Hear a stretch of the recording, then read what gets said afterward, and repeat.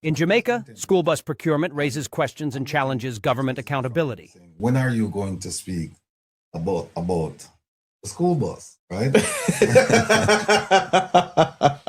People are asking the question. Inquiring minds want to know. Look here. Oh yeah, we have it set up. Right. You can play that. Give them a promo. You can't have it in there.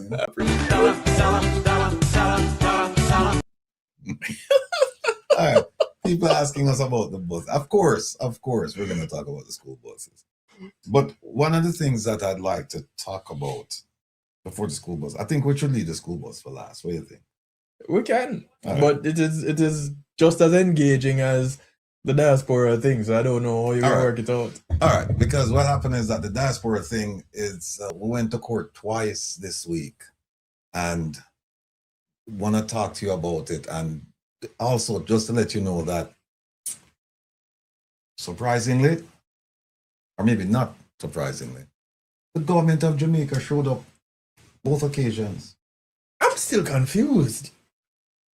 The government of Jamaica showed up both occasions. I saw them.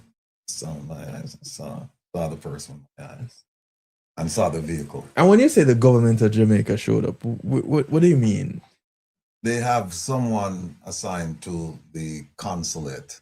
And my understanding is that the person is assigned to something like the diaspora unit or something to that effect. But the person showed up 2 days this week. Both days I was there, the person showed. And I'm saying, well, wait a minute. How's the government here when the government has said that the Global Jamaica Diaspora Unit is not an arm of the government? And in the election manual, it says that the committee, the election committee, electoral committee, is an independent body, and they are responsible for running the election. I don't understand that. By the way, the election period ended last night, and we have some news concerning there are some developments. But I don't know if we want to go and do Minister Vaz and the buses, or we want to do they're both interesting topics.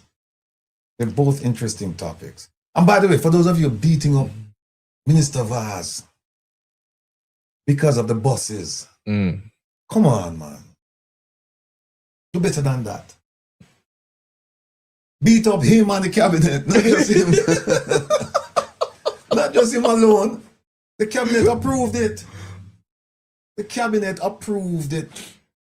So why we beat up just him alone? We'll leave out some other players. Clearly we need some new furniture. Yeah, the whole cabinet, they approved it. And all we know that he said, so at least the first time, he said it was approved by cabinet. And if 1.4 billion was approved by the cabinet, then this one I know, we want 100 school buses. This one would have been approved by the cabinet as well. So we need to beat up all of them, man. Not just him.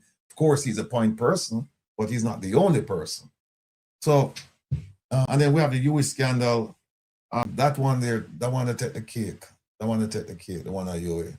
So, good conversation with the representative from the board member. The board member is watching now. Is watching. Board member said, and he maintained his position. We're doing this to save lives. Almost a board member. He said that, and then when he said, "Yeah, well, how are you doing it?" And like his response essentially was, "Me not care. We are saving lives. I don't care how you perceive it. Whether you think it's corruption or whatever you think it is, we are saving lives, and that justifies the ends justify the means." So there you have it. I don't even know which one. What do you want to do? Well, we have old bus plus new bus equals. What's the latest on the Buchanan and Prime Minister case? It was that case, for all of you interested in the Buchanan case, that case it's on hold because the Attorney General's office asked for more time to get some more information to prepare themselves adequately. That's what they were saying, that they weren't prepared, and so they needed some more time. So it's on hold. The judge basically granted them some time to get themselves in order. So that's where we are. All right, well, that's what I have. You run if Rodovaz in might as well pull down all of the bars stuff. All right. Pull down my two. We could just start with that. Which one you want to do first? Any one of them is fine because I think you both of them first. Just pull on two of them. Yeah. And we'll leave the diaspora thing. We'll do you first. Just like that. And then we drive off. Not stop at all.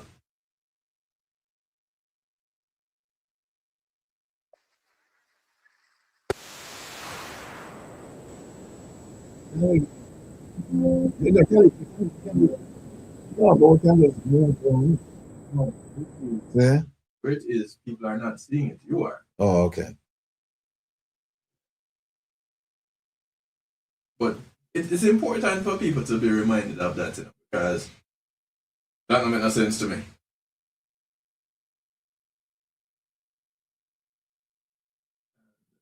As Will is taking you guys through this, I'm going to take a quick break. Alright, you want to start with that? Yeah, we can start with that. Alright, so let me go ahead and put Will to the stage first and foremost. And people, you feel like the studio huge, you know. Well, the studio might huge, but we're huge too. We're large and in charge. Yeah, we're large and in charge around here. So let it be known. This is, I don't know, some of you might remember this. Let me add it to the stage. Unless you wanted to introduce it differently. No, I can't add it on here. Alright, so catch this, people. Yeah. Ladies and gentlemen, I'm back again. And this time, we're not going to drive the bus. We're just going to talk a little bit about the bus because we've heard so many stories about. Good morning. I'm sitting in the back of the bus, but not the back of the class. In fact, I can teach this class, and this class is the Rural School Bus Program. And I'm going to use my bus, this bus, as an example as to how the question should be raised regarding this Rural School Bus Program. And we don't want to hear people come back and say we're bad man, because that's not an answer to the question as to whether or not the money was spent for the benefit of Jamaica, whether we receive value for money. Bad mind is not the answer to that question. Now let's start. We have one emergency exit here. By the way, this bus comes with 9 emergency exits. It's one right here. We have 3 window emergency exits on the right side, and we also have 3 on the left side, and we have 2 in the ceiling on the roof. So that's 9. 3, 6, 8, 9. Now this bus does not need refurbishing. Look at it. The seats are in perfect condition. The floor is in perfect condition. This bus is what should have been bought for Jamaica. But here is the problem we're having. This bus, or these buses, were declared by the US government to be unsafe. Unsafe for children riding 5 days a week because of the emissions. And also unsafe for the environment because of the pollution. And that's why the US government got rid of, are still in the process of getting rid of these buses. So the question is, if these buses are bad for the environment and bad for the children, the occupants, then why are they not bad for Jamaica? Question for Mr. Vaz. And as we move forward to the front of this bus, again, you will see seats are in perfect condition, floor is in excellent condition. But let's start this bus now and see what's going to happen.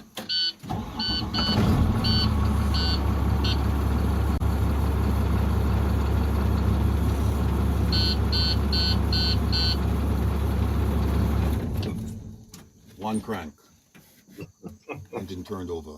This bus, ladies and gentlemen, is in excellent working condition. Now let's talk about the price of this bus. But before we talk about the price, one of the things we're not going to do, we're not going to night the bus them. No, and in fact, we have a quarter, it's not an imperial quarter, it's a regular quarter, and we have like a flask here. This was made for another purpose, not to night buses and rub it. If you're sick, yeah, but to come out and night buses, no, we don't use this for that purpose. We have another purpose for that. Now, people complain and they say I'm a liar because there's no way you can get a bus for $1. Well, let me show you something. This is the title for bus 59. This is the Maryland title for bus 59. Take a good look at it. And we have redacted some identifiers because we don't want people to identify. So, but the essentials are there. This is the title for this bus. Now, for those of you who said that you can't get a bus for $1, I said it, but I didn't provide you with the proof. And so it's a fair question, and it's probably a fair assessment that maybe I'm lying. Well, there's a proof. There it is right there. Ladies and gentlemen, $1. $50 thing that Kevin. Bus 59.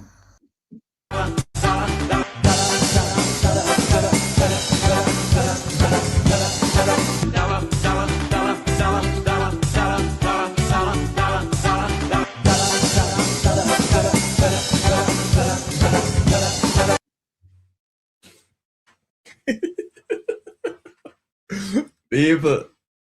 You can go on to the video, finish it up. Yeah, man, we can finish it. Oh my goodness. I know that? Yes. 2010 bus. Bus 59.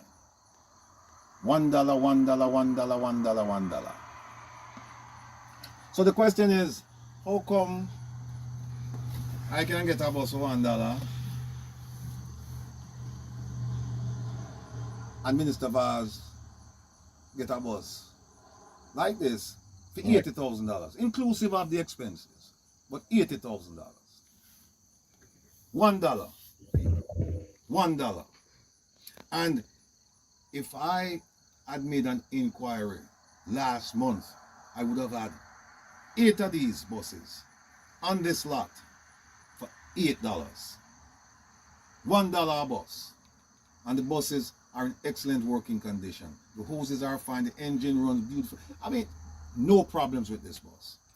So, we have a lot of questions to ask, and Minister Vaz has a lot of answers to provide. So what I'm going to ask you to do is tune in this Saturday to Reason with Rattigan. How we bad mind because we have brought this to the attention of the Jamaican people. The cabinet is responsible also. It's not just Mr. Vaz or Minister Vaz. The cabinet is also responsible for the purchase of these buses to take our children from the rural section of Jamaica to school. Now we have come up with plans that don't include these buses. They don't. But we won't talk about that today. What we want to talk about is value for money.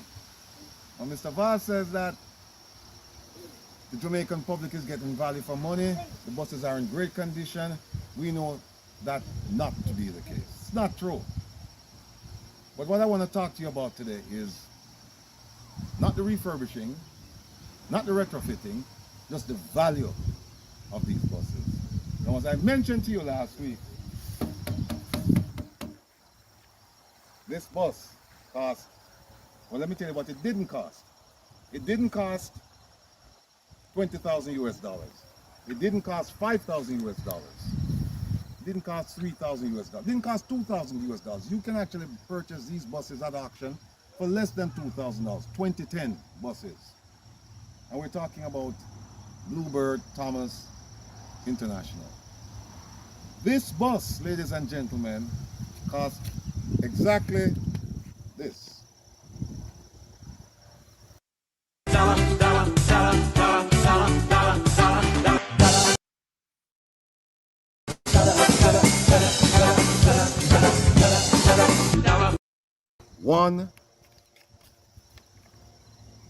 One US dollar.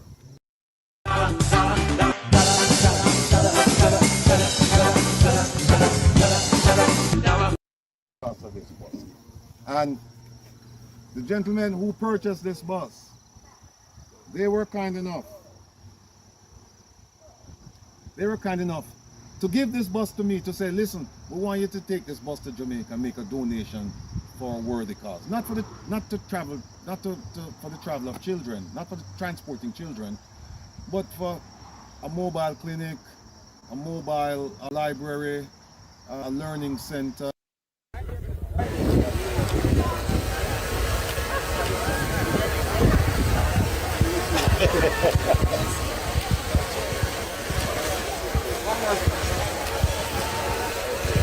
Doors have been retrofitted from the right hand side to the left hand side, which means the students will board the buses from the sidewalks and not from the road. And secondly, there was all sorts of noise and heat about the tires on the bus, and I gave the commitment that all buses would have brand new tires. So I ask you to please inspect the buses to satisfy yourself that in fact the commitment that was made by me has been fulfilled. So the other thing that I'd like to say is that on the testing of the 122 routes, where we found that some of the buses that were allocated were not suitable for the routes for different reasons, we have actually changed some of the allocations and changed some of the orders for the buses to be able to specify the needs of the routes. So the bottom line is that that was the reason for the testing of the 122 routes. All right. You know, it's an ongoing saga with these school buses. We knew that it was a bad idea in its conception. We knew it was a bad idea in its implementation. You didn't need to have a working knowledge of buses, these types of buses, Bluebird, Thomas, International. You didn't need to have a working knowledge, just by the sheer size of the buses. And if you had done a little bit of a Google search, a little research onto why the buses became available, you would have known that these buses, they were unsuitable for the Jamaican road, and there was no way that they would become suitable for the Jamaican road at any point in the future. It was just a bad investment. In fact, some people would argue that it wasn't an investment. It was something else. And when they make that argument, it's difficult for you to disagree. Because now I'm being told that a lot of the buses, they're in the garage. They're parked in lots. That's what I've been told. And the retrofitting, we knew that the retrofitting would be a problem because now you have the driver trying to focus on what's ahead, the sides, and what's going on inside the buses. And as a result, a student fell out of the bus. Could have been killed, but for the grace of God. Because you don't have a second adult in the bus to watch, to assist the driver and to help with the children. You don't have that. And the door is directly behind the driver. The driver cannot pay attention to everything that he should with the door behind him, with the steering wheel on the left, and where you drive on the left. It's just too much. And remember, we found out where some of those buses came from. Some of those buses came from Nevada. And we have a pretty good idea how much those buses cost. And we also found out about the person in Chicago who facilitated the purchase and transport of these buses, or at least some of them. And we found out about El Hydro, the lubricant company that suddenly got into the bus business. And we also found out that Minister Vaz, he took personal account of the matter. He said that his name is Darrell Vaz, and people focus, he knew that people would focus on him, so he took personal responsibility over these matters, and he made sure that he crossed all the T's and dot all the I's. When in truth and in fact, that's not his responsibility. He has a permanent secretary and he has a procurement officer. And we found out that the procurement officer left just around the time all of this, all hell broke loose. He just got a new permanent secretary, and I don't even know if he has a new procurement officer. We found out all of these things. We did comparisons between the buses. We looked up the VIN numbers. We wrote ATIs to ask them to give us the information for the remaining buses, because we only found out about, I think, 26 or 28 buses. And don't forget what he said.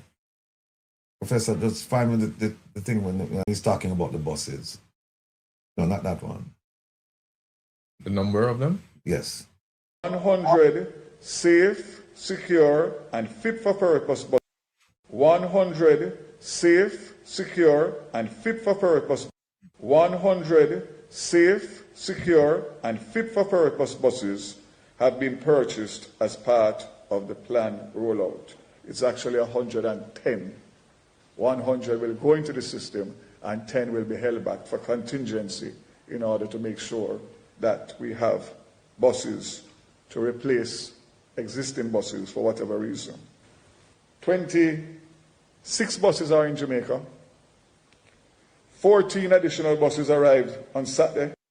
All right, the 26 buses that are in Jamaica, those are the buses that we have an invoice for. And we have the invoice, and we went and we checked the VIN number. So we know the age, we know the history of these buses. They're old buses. And the price that they put on the paper, on the invoice for those buses, I'm not saying that the numbers are inaccurate. All I'm saying is that they shouldn't have paid that much for those buses. Not when you consider that Rattigan have a bus for $1. They could have contacted me, and we could have worked something out for the school district. The school districts are actually giving these buses. We're giving these buses away, and I'm sure they're still giving these buses away, even though the program has ended. The federal government had a program whereby they would subsidize the replacement of these buses. So we know all there is to know about the 26 buses, but it wasn't only 26 buses that were supposed to arrive on the shores of Jamaica. It was 110. You think that me hear him say about the rest of them? Of last week, 4 more are en route to Jamaica, and 18 more will be delivered on July 14th, and 28 each will be delivered on the 22nd of July and the 30th and the 29th of July. So, in essence, all 110 school buses will be here by the end of July. All right. You hear that? All 110 buses will be in Jamaica before the end of July. And that's 2025. It's 2025. Do me a favor. Let's take a quick break. Just play. No, go. Play that second, but there's another one. There's another one with it. Keep going. Yeah, keep going now. That one. And then play the other one. Purchase have at least 80%. Buses purchased have at least 80% of their mechanical life left and are fully functional. The buses which we use under the rural school bus system in Jamaica will have unparalleled protection for children and adult passengers alike.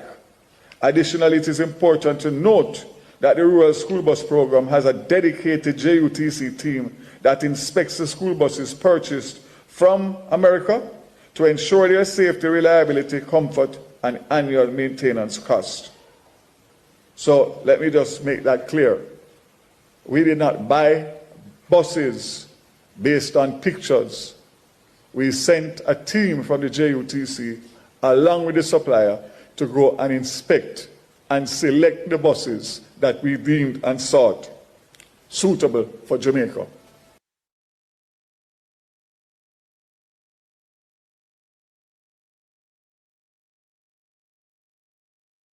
I don't know what exactly it was that made them so suitable for Jamaica, but these were the ones that he acquired.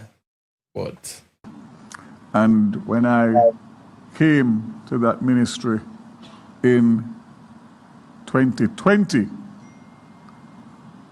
people's memories are short, but that ministry was not known for the right things. And I was given the task, and with the help of P.S. Palmer, we have been there for 5 years, and the only thing that comes out of that ministry is good performance and good news. Could not be done by me alone, but the permanent secretary and the entire ministry team. So I look forward to the transition, smooth transition, and I'm making every effort to make sure that P.S. Palmer's wealth of knowledge and experience will be utilized in the transition with a permanent secretary who is going into office for the first time. So I start with that. So again, good morning to all Jamaicans, even those still living with the aftershocks of a very difficult period. Rebuilding homes, restoring livelihoods, and trying to return to some sense of normalcy after Hurricane Melissa. I want to begin by acknowledging the reality. Coming out of Cabinet meeting on Monday, the government's focus remained firmly on the people, our children who need safe, reliable transport to school, our communities that depend on connectivity to function, and families waiting for power to be fully restored so they can move forward. These are not abstract policy matters. These affect daily lives and opportunities. So today I'll give you an update as to where we are with restoration. And I will start with the Rural School Bus Program, and I'm pleased to report that the program continues to be operational, stable, and delivering good service.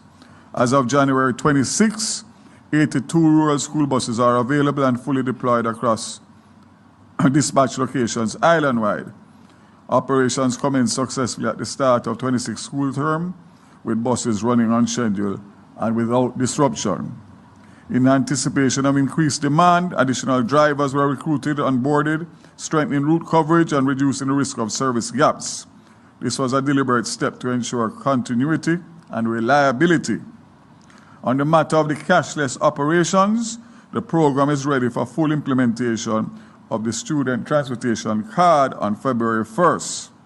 Again, I'm glad PS Troop is here, and Minister Dixon and Crawford and Morgan. I want to take the opportunity to encourage parents and students who have not yet signed up for their student transportation card to do so now, as the drivers will not be accepting cash, and it becomes effective February 1st. Again, you may visit JUTC or your Ministry of Education websites or social media pages for the link to complete the registration form.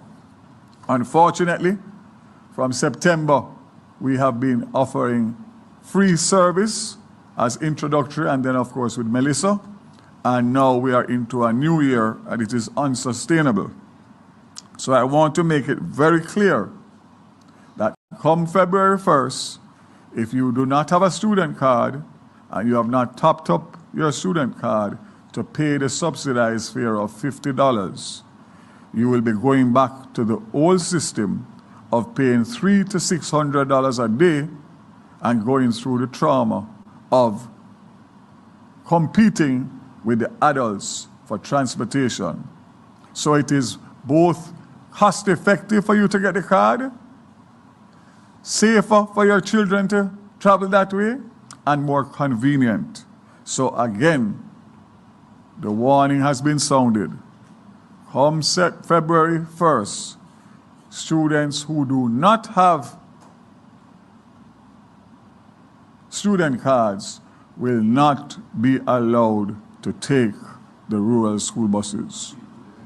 I'm appealing to the MPs, to the councillors, to the churches, to the NGOs, to the government entities. We need to get the registration up in the month of January so that the buses will operate at optimum. I move on to the Universal Service Fund and of course the telcos. Universal Service Fund has completed 106. Let's move on to the big ticket, big success story of the restoration, and that is the JPS and the electricity restoration. First of all, as committed yesterday in Parliament, let me clarify a particular statement that I made in Parliament yesterday, which turned out to be erroneous information given to me by the Jamaica Public Service, where I indicated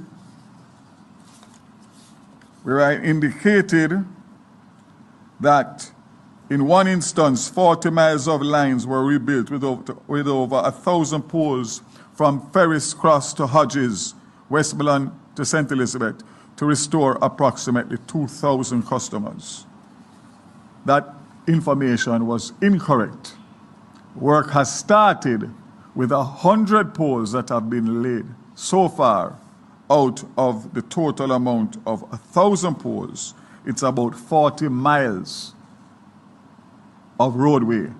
So it will take some time, but again, the work has started. So I want to apologize for the misinformation that was given in Parliament, and I will make sure that it is corrected on Hansard, and also to say very clearly that the information that I stated was erroneous and incorrect. And the information was given to me by the Jamaica Public Service. Nobody needs to ask the words that JPS and I had about this. And I can assure you it will never happen again. I want to also make another clarification, and I'm happy that I have peace and quiet and no noise, that people can listen and understand and decipher between misinformation and proper information. At no time in my presentation yesterday did I mention Eastern Westmoreland having light. I gave the statistics on the parish of Westmoreland. In the beginning of the program, talking about the new taxes that will be a burden to our people, or a further burden on our people. And at the same time, the Prime Minister is getting his increase in salary. Try and make that work. Some of you who are struggling to make ends meet, to put food on the table, it's going to be even more difficult for you now to put food on the table. And at the same time, the Prime Minister is going to get a whopping salary, and it will be retroactive. It will go back to September of last year. So they're going to give money going back to September of last year, present, and going forward. That's quite a bit of a change right there, though. Yeah.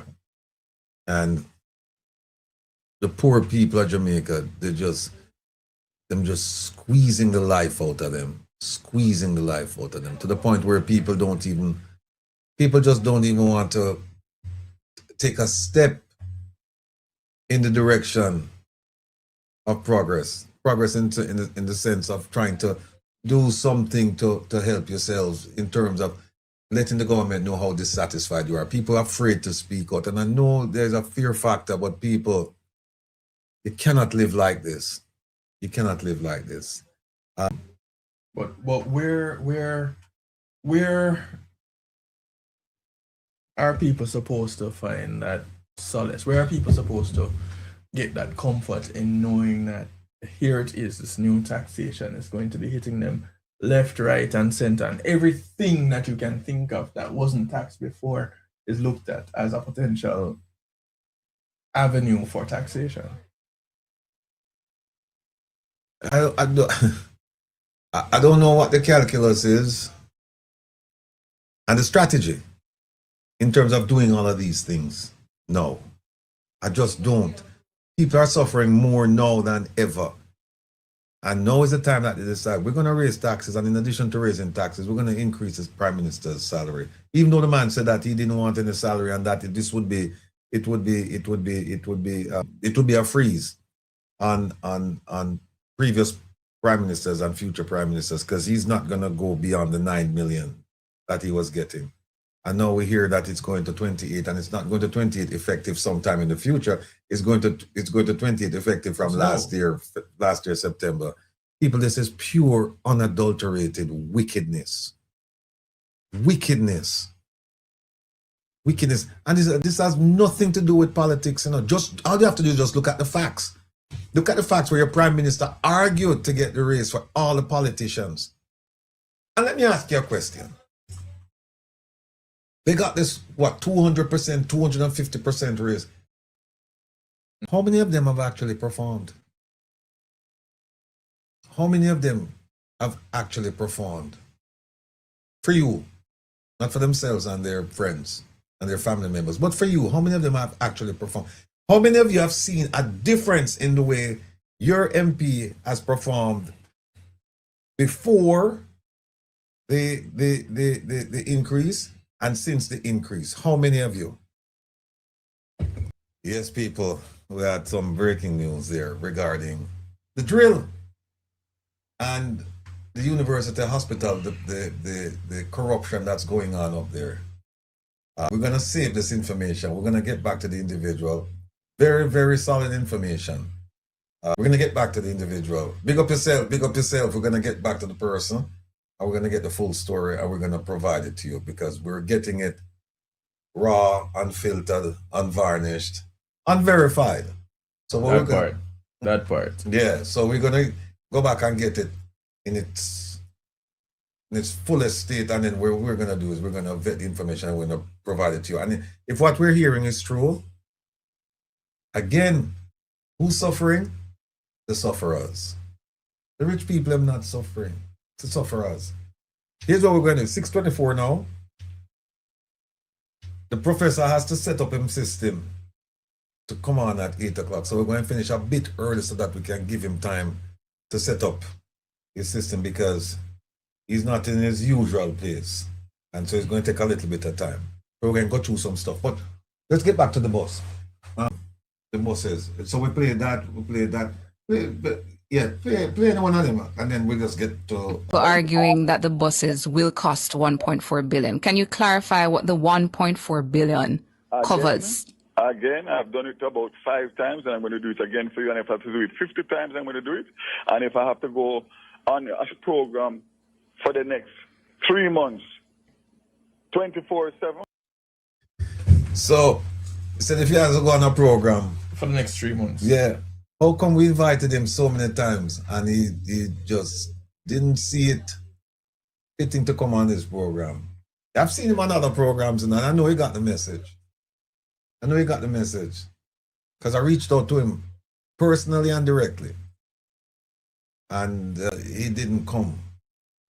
And also we filed an ATI to get the information concerning the letter that was sent to the agency responsible for granting permits for these buses to come into the country. And we're still waiting on that. But hope springs eternal around here. We're not deterred by setbacks, delays, people cursing us. Has no effect, because at the end of the day,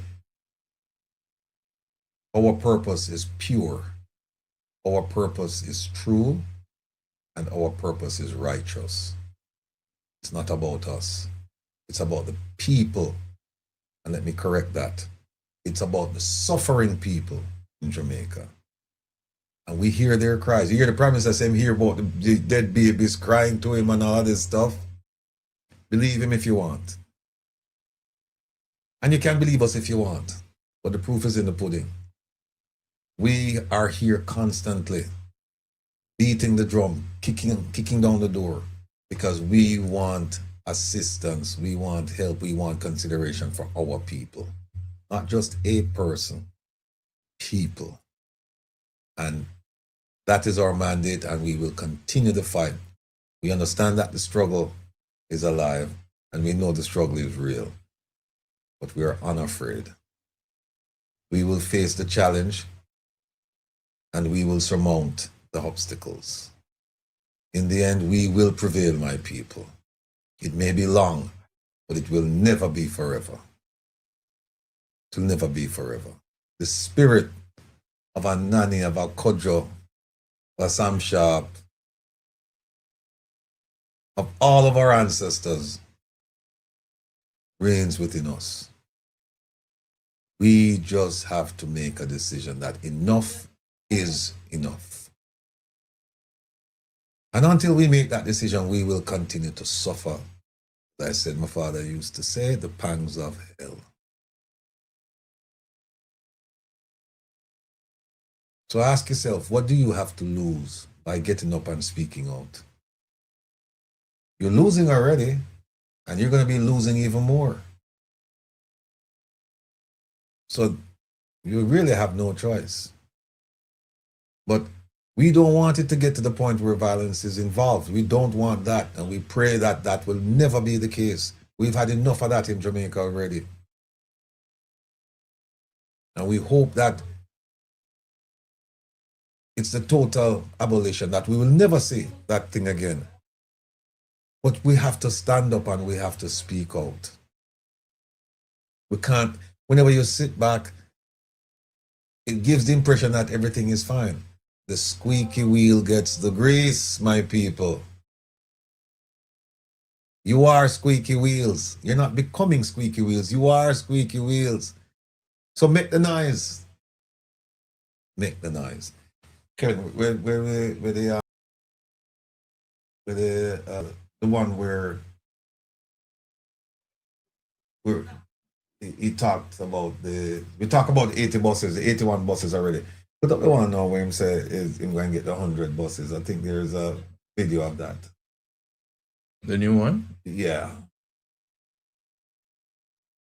On the news.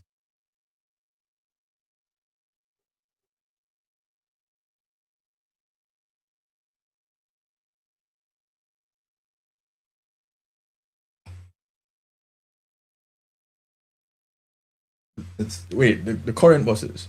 Yeah. The coaster buses? Yeah. The one where them say I'm going to get 100 buses. Right, that was an article. No, it was an article. It was a video. It's a thing, the video. Yeah. TVJ with the news. Just like the first few seconds.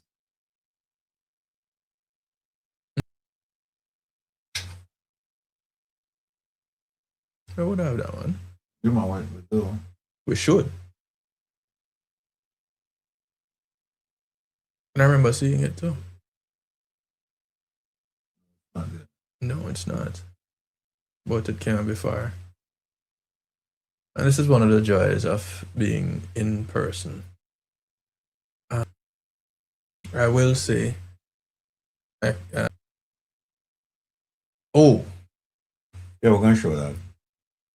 That's the. That's in the diaspora. Diaspora. Yeah.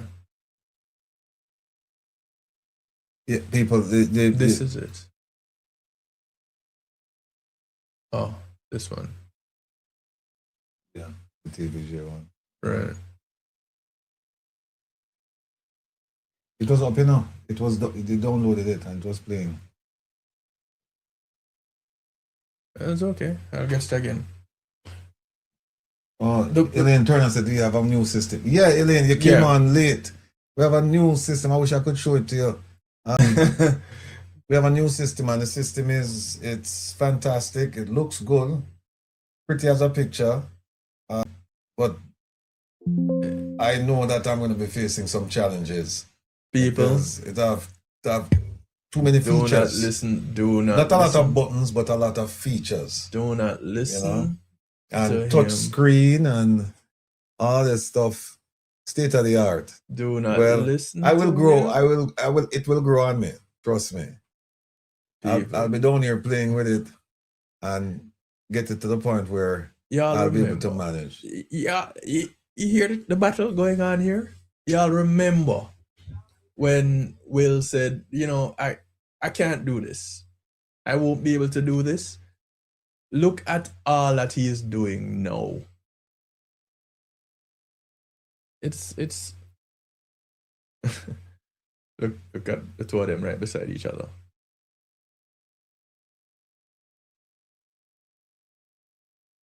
The government has now decided to buy new buses to transport students instead of used buses. The move is a total change in policy to the position leading up to the general election last year. Transport Minister Darrell Vaz gave an update earlier today at a press conference. Here is the better news. It will be 100 new school buses. So we are moving from the used school buses. Sir. Go ahead. Well, for how long have we asked, begged, requisitioned for them to just state that these are not new buses that we were getting last year? A lot. And for some reason, they just couldn't come straight with the answers. People, you know, this bus thing is not going to go away, you know. This bus story is not going to go away.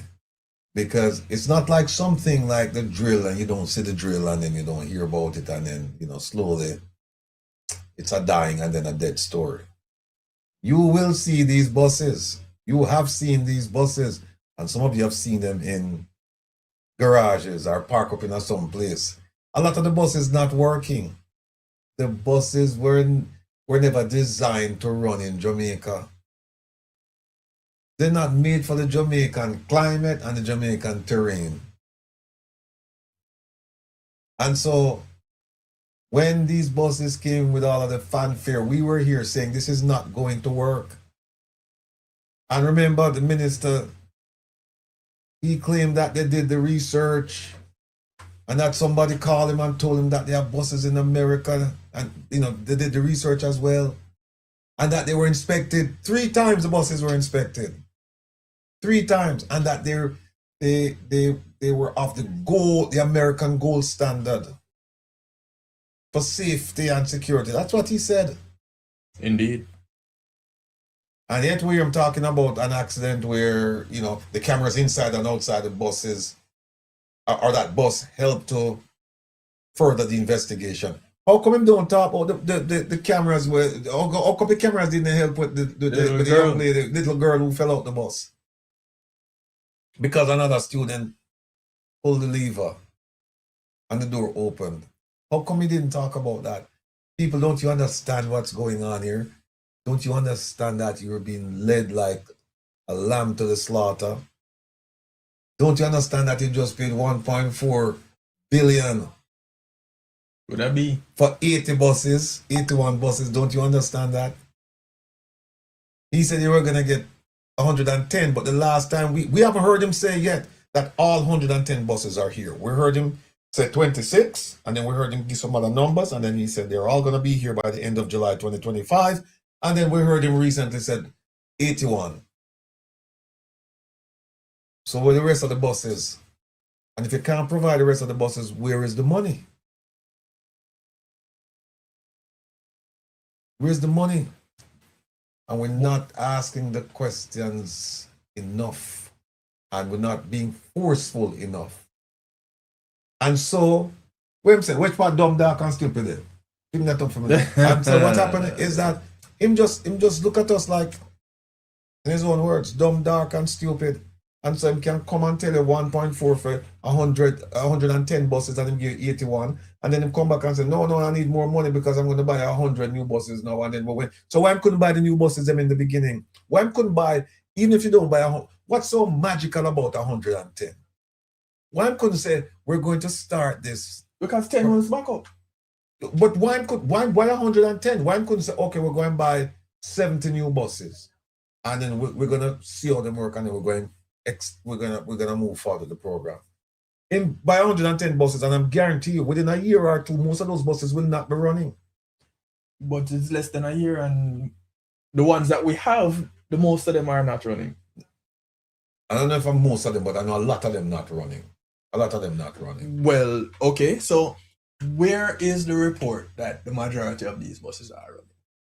So aren't we left then to assume that since we're not seeing or hearing that the majority of the buses that we have acquired are on the roads, that they're not? Yeah, and some of them are crowded. And Minister Vaz, might I remind you that the American gold standard means that no child is supposed to be standing while the bus is moving. How can the majority of these buses be on the road if they're packed? So the point where they're so packed that a child can be pressed against the door to the point where if the door opens, they're going to fall out. How then can all these buses be on the road and providing services, or the majority? Mr. Vaz, the professor just asked you a question. You need to answer that question. People don't understand. On sit down and listen to this man feeding a bunch of garbage. I will just sit down and just take it and jump up on the buses and people, come on. When are we going to wake up as a people? Find the dumb dark. See, John? Oh my God. Dark and they're stupid. Hit me back.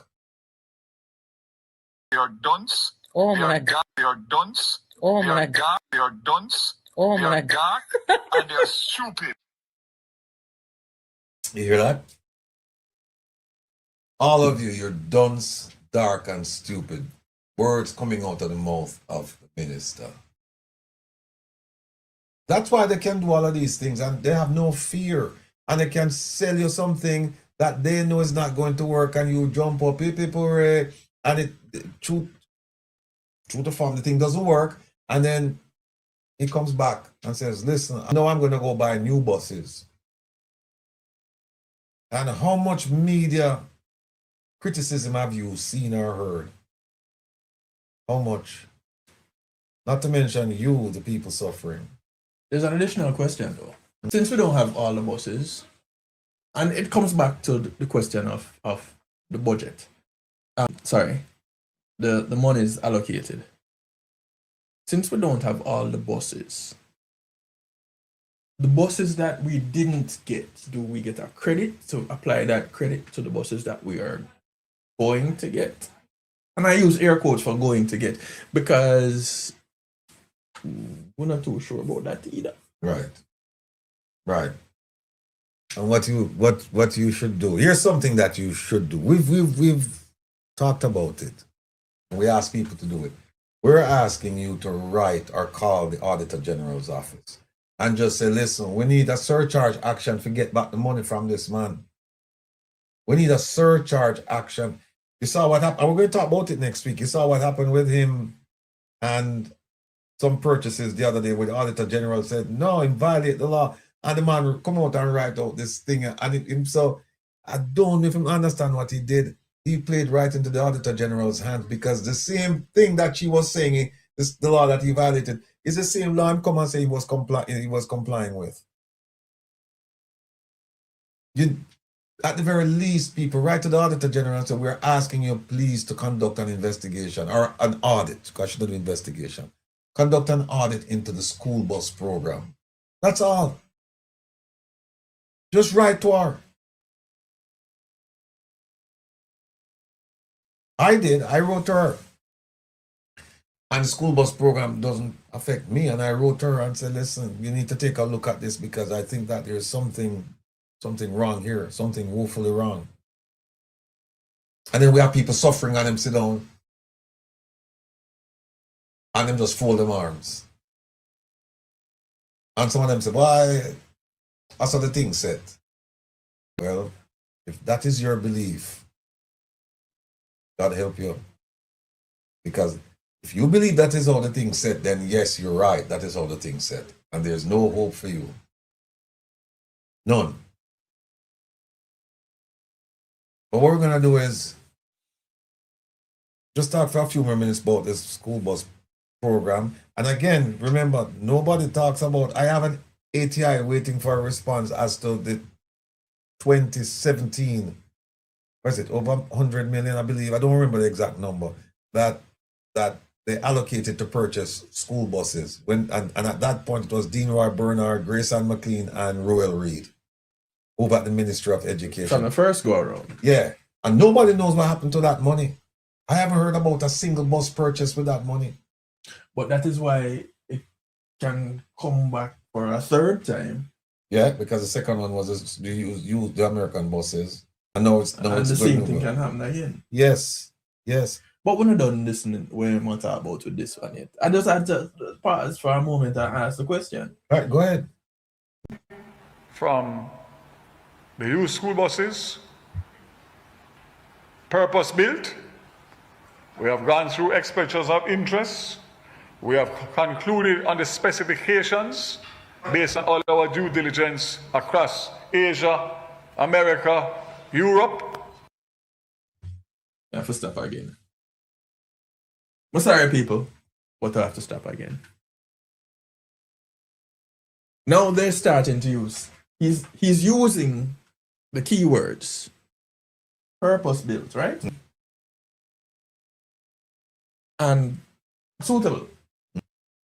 So by not saying it, it's the admission that the last purchase was not what this purchase is. And if so, what course of action is there to be taken? Because there needs to be some course of action. It can't just go so. So, the who to do the what now comes into play. Because when we do it, them tell us we don't understand it, right? Correct. And by the way, people, if you look at Reason with Rattigan, you put that up on the screen, there, Kevin. The one, yeah. Is that? Yeah. Is it up? Yeah, man. Okay. Yeah, see it right there, though? It says, if you want a letter, if you want a template of a letter, an example of the letter that you should send to the Auditor General, just go to the website. We have one there. And you can copy that and change a few things, or you can just use it as an example. Yeah, you can use it as is, or you can just go in and make some changes. But at the end of the day, what you need to do is to write to the Auditor General and let her know. Just one statement. Please investigate the rural school bus program from 2016 to present, because you want to capture the 2017 one, because monies were budgeted for the school bus program and we don't know how that money was spent. Nobody's asking any questions about it. Just like how very few people were interested in the fertilizer thing. We're going to come with that story next week, because the Auditor General, she did some things on that, and we're following her lead. But we want to finish playing. Yeah, and somebody, yes. Let me come back to this question. Let me continue this. And the responses to that expression of interest has brought us information to be able to develop the specifications. Now, the 100 new buses are expected in the 2026-2027 fiscal year, which begins on April 1 this year and ends on March 31 next year. Initially, the projection was for 150 new buses, but budgetary constraints led to the change. Mr. Vaz is urging parents and guardians to register their children to get the bus cards and concessionary fare of $50. The cashless system is seeing great progress in terms of the registration. 8,108 students. Students' cards issued 6,393. Cards with zero balance, 6,355. And total top-up value of 39,875. Though the buses remain safe, Mr. Vaz admitted there have been challenges. Truth be told, that I mean, though the buses remain safe. I mean, though the buses remain safe. I heard it too. People, you see what happened is that we're There's not paying some attention. challenges. We're not paying attention. If you think about it, if you listen to his tone, his meaning Mr. Vaz, Minister Vaz, if you listen to his tone, if you look at his demeanor, I don't know how many of you have ever seen him. He's a very slight fellow. I know him. A very slight fellow. And it's almost like he has to make up for his frail figure by shouting and projecting this bad boy image. In fact, somebody sent me a video where him just in an army fatigue years ago, and him called himself Killer Vaz. That's what him come on the stage and said. Years ago. Yeah, somebody said it. I have to go find it. But what you understand is that this man is nothing short, nothing less of being a bully. And he's bullied the Jamaican people, and he's bullied the cabinet into doing what he wants to do. And a lot of them know what he's doing is wrong. But I'm afraid of them in one shadow. They won't come out and say anything, because you know why? Do you know why they're afraid to speak to Mr. Vaz, Minister Vaz? Do you know why? I'm talking about his own party members now. Do you know why? Let me share it with you. Minister Vaz is the single most significant rainmaker in the Jamaica Labour Party. Break that down in layman's Let terms. me break it down. He is the chief fundraiser. Nobody in the Jamaica Labour Party raises money like Minister Vaz, and they all know it. Minister Vaz, do not forget who was his godfather, Butch Stewart, and also his benefactor. When Minister Vaz is having a fundraiser, Minister Vaz no come to pian people. Let me share this with you. Minister Vaz would have his fundraisers at Terra Nova, titans of industry, people of means. Those are the people who show up for this thing, you know.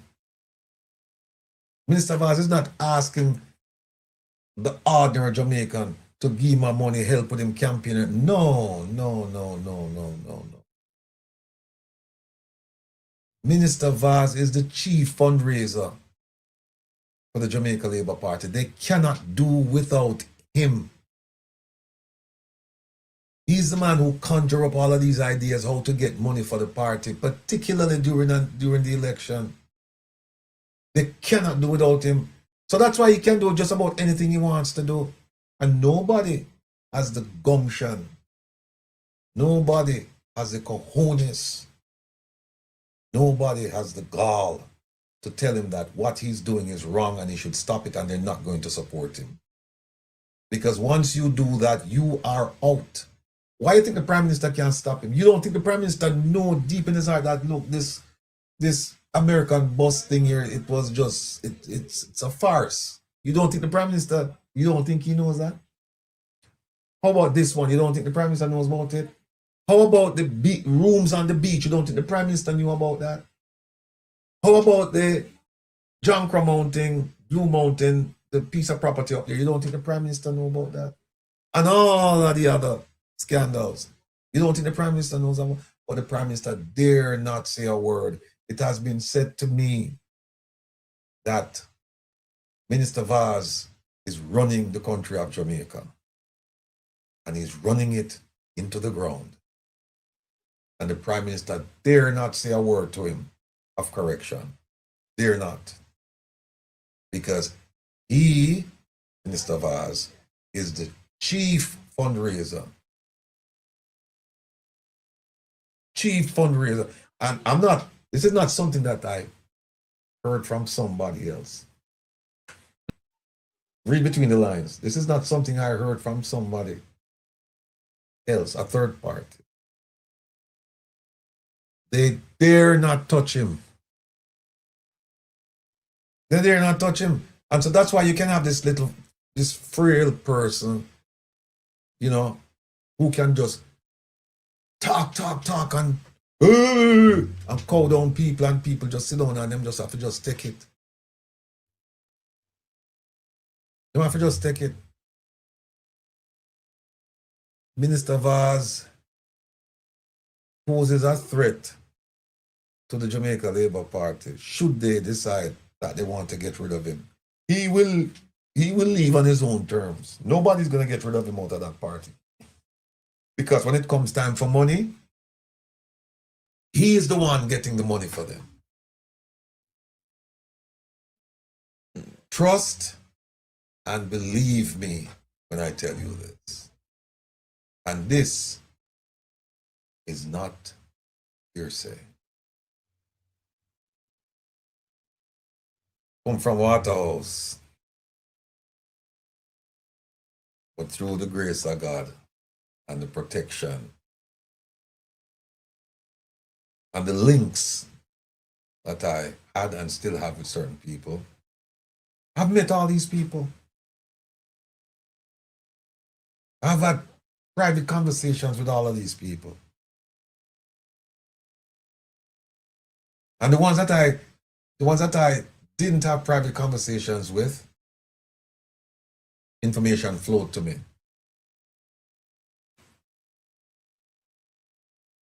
So that's why they see me as a very dangerous character. Put FBI thing aside. Just put that aside. Just the circle that I used to move in and the things that I was exposed to. Indeed, they consider me a dangerous fellow. And they will forever consider me a dangerous fellow. Because you know why? They have nothing I want. Let me repeat.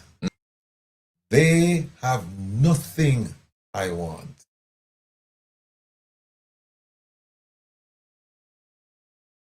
Two, they don't have any secrets for me.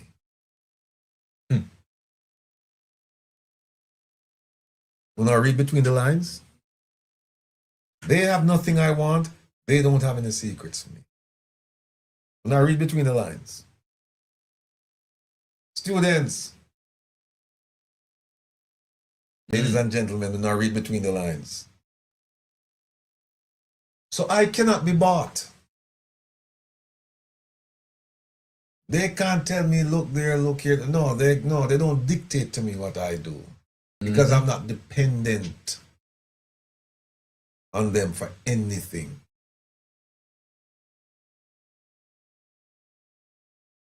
Keep that in mind. Nothing at all. Nothing. As far as they are concerned, I am an emancipated black man. Even to those in a circle who black, I'm an emancipated black man. I'm a free black man. I can speak my mind. And I've always spoken my mind. And I won't stop. Because at the end of the day, my primary purpose is to make sure that government does what it's supposed to do for the people, not for themselves. And I knew this would be a tough journey. I knew that there'd be people who would criticize. I knew that there'd be people who would be so brainwashed that they can't even see that the suffering that they're enduring, they are the reason for it, because they allow these things to happen. couldn't see it. They won't see it. And some people are lost. Some people will never recover from the amount of brainwashing that goes on. Trust me on that. Some people you just have to just give up hope. You still talk and all of that, but in the back of your mind, you know that, okay, no change here. So you focus your attention elsewhere. Some of these people, just like the proverbial Madame Mouchet, sell out Marcus Garvey for rice and peas. Some of these people sell you out to have a two-piece chicken. They'll sell you out. But, like I said, I'm a very dangerous fellow for them because they have no secrets from me. I want nothing from them. I don't want anything from them. And then they're watching the program. I know they are. And they're wringing their hands and they're, you know, restless. Because I'm at a stage in my life where I'm completely at peace with what I'm doing. If I had to do this over again, I would. You know, you hear people say, if I had to do it over again, I would change this, I wouldn't do it. No. If I had to do it over again, I would. So I don't have no regrets. Because I know that this is a righteous fight. It is a fight for people's lives.